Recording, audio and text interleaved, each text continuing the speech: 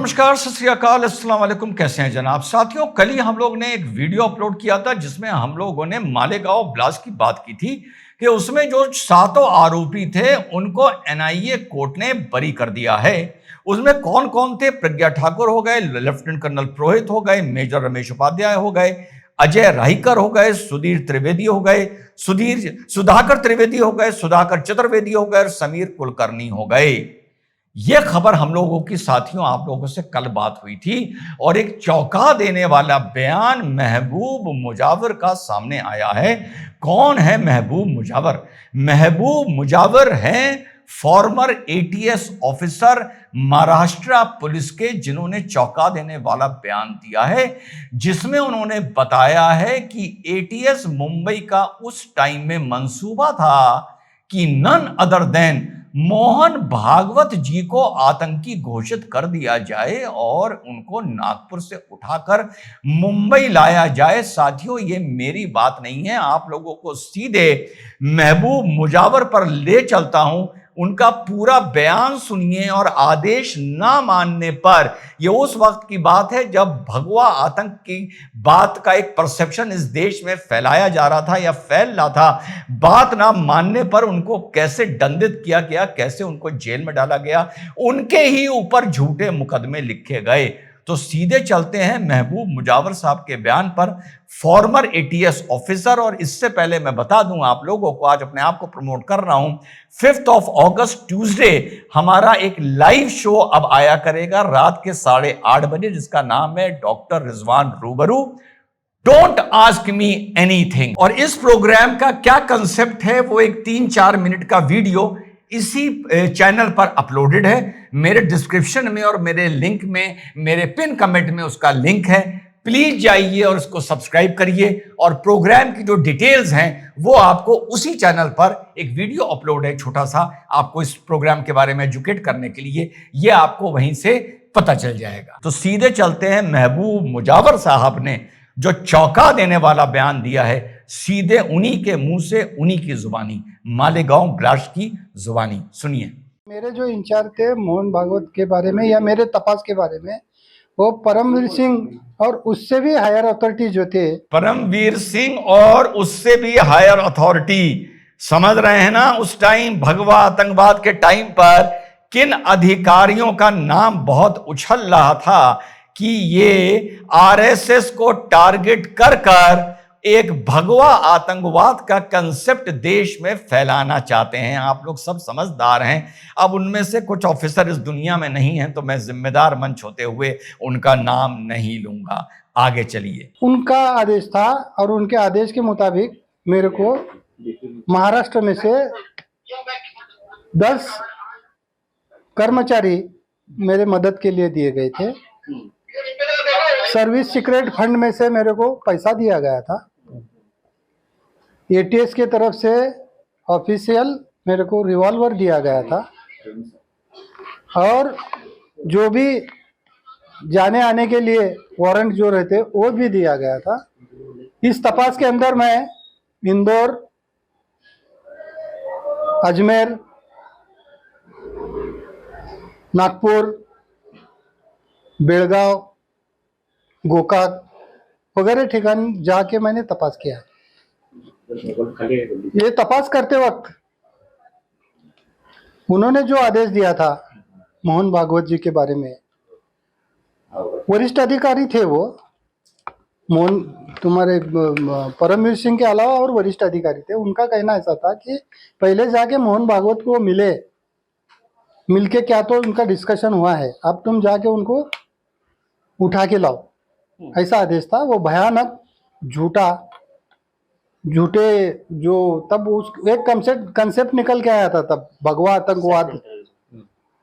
आतंकवाद के नाम पे ये तपास चल रहा था। तपास जो करना चाहिए वो नहीं हुआ। भगवा आतंकवाद, हिरवा आतंकवाद, ये था, ये गलत था, झूठ था।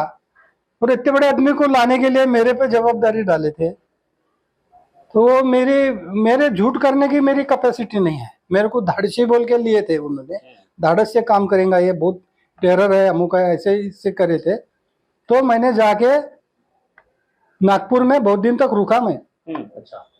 मगर वो काम नहीं किया मैंने। क्यों क्यों आपके नहीं, वो झूठ काम है तो क्यों का सवाल ही नहीं आता, झूठा काम है। और ये कहीं तो भी अगर मैं लाता तो आज मेरी हालत क्या होती थी, मैं झूठ काम करता तो आज उससे बुरी हालत थी। मैं ये काम नहीं किया, इस वजह से मेरे पे झूठा गुना दाखिल हो गया एक, और उसके अंदर मेरे को अरेस्ट किया गया, अरेस्ट करके जेल में डाला गया, फिर मेरे पे चार्जशीट दाखिल हो गया। फिर मैं जितने मेरे पास एविडेंस थे और मेरा जो कहना है, मेरा एफिडेविट है, वो मैंने यहाँ के कोर्ट में पेश किया। मैं निर्दोष छूटा उसमें से। अभी निर्दोष छूट के 10 साल हो गए मेरे को। जब मैं निर्दोष छूटा तो वो डॉक्यूमेंट, जो भी रिकॉर्ड पे डॉक्यूमेंट है, वो पूरे डॉक्यूमेंट एनआई के कोर्ट में चले गए, और वहां पे भी इसका ये जो वर्डिक्ट आया उसके अंदर ये डॉक्यूमेंट। चौंका देने वाली बात साथियों, चौंका देने वाली बात, अनबिलीवेबल। उसके बाद ये मुकदमा एटीएस से लेके एनआईए के पास चला गया था, और जो इन्होंने बाकी अपने डॉक्यूमेंट्स दिए हैं उसमें यहां तो इन्होंने मोहन भागवत जी का नाम लिया, उसमें इन्होंने राम कलसांगरा जी का नाम लिया, संदीप डांगे जी का नाम लिया, दिलीप पाटीदार जी का नाम लिया, और मोहन भागवत जी का नाम लिया कि इनको उठाने और फंसाने के लिए हम पर दबाव डाला जा रहा था, हमारी टीम पर। और इसी मुकदमे में एक विटनेस ने यह भी कहा है कि मुझ पर दबाव डाला जा रहा था कि आप योगी आदित्यनाथ जी का नाम लें, उन्हें भी भगवा आतंकवाद में फंसाना है। This is a shocking admission, जो अब ये एनआईए कोर्ट का फैसला आने के बाद पब्लिक डोमेन में आया है। और आप ये भी नहीं कह सकते कि आज महबूब मुजावर सलाम है इस आदमी की ईमानदारी को, ये बात बोल रहा है, क्योंकि महबूब मुजावर बोल रहे हैं कि पहले ही मैंने छूटने के बाद पहले मुझे फंसाया गया, लानत है इन लोगों पर, मैं जेल रहा, उसके बाद मैं पहले ही ऑन एफिडेविट ये चीज दे चुका हूं। यानी इस आदमी को कोई हाईलाइट नहीं होना था, ये एफिडेविट कोर्ट में देके चुप बैठ गया था और ये फैसले का साथियों इंतजार कर रहा था। इनके बयान से कितना बड़ा डिबेट इस देश में जो लगभग 20 साल चला, जो चिदम्बरम जी ने एज होम मिनिस्टर लॉन्च किया था, कॉइन किया था भगवा आतंकवाद, वो डिबेट शायद अब ठंडे बस्ते में चला गया है और it has been put to rest. और साथियों, सबसे ज्यादा मजेदार बात, मैंने चार मीनारा के बयान सुने, दोनों किस्सों के बारे में, दोनों नतीजों के बारे में। जो मुंबई मेट्रो का, मुंबई लोकल का फैसला आया है, वहां अक्यूटल हुआ है, उसके बारे में, और मालेगांव में जो अक्यूटल हुआ है उसके बारे में। तो पता है चार मीनारा का क्या बोल रहा है? चार मीनारा का कह रहा है कि मुंबई का जो लोकल में जो बॉम्ब ब्लास्ट हुए थे उनका इन्वेस्टिगेशन गलत हुआ, इसलिए 18-20 मेरे छोटे भाई पकड़ लिए गए। इन्वेस्टिगेशन गलत हुआ इसलिए वो पकड़ लिए गए। और मालेगांव के लिए बोल रहा है कि इन्वेस्टिगेशन गलत हुआ इसलिए मेरे 7 दुश्मन छोड़ दिए गए इसलिए मेरे 7 दुश्मन छोड़ दिए गए। वरना दोनों जगह इन्वेस्टिगेशन गलत है। एक जगह वहां गलत है जहां इसके छोटे भाइयों को जेल में डाल के रखा गया, और एक जगह वहां गलत है जहां पे 7 भगवाधारियों को छोड़ दिया गया।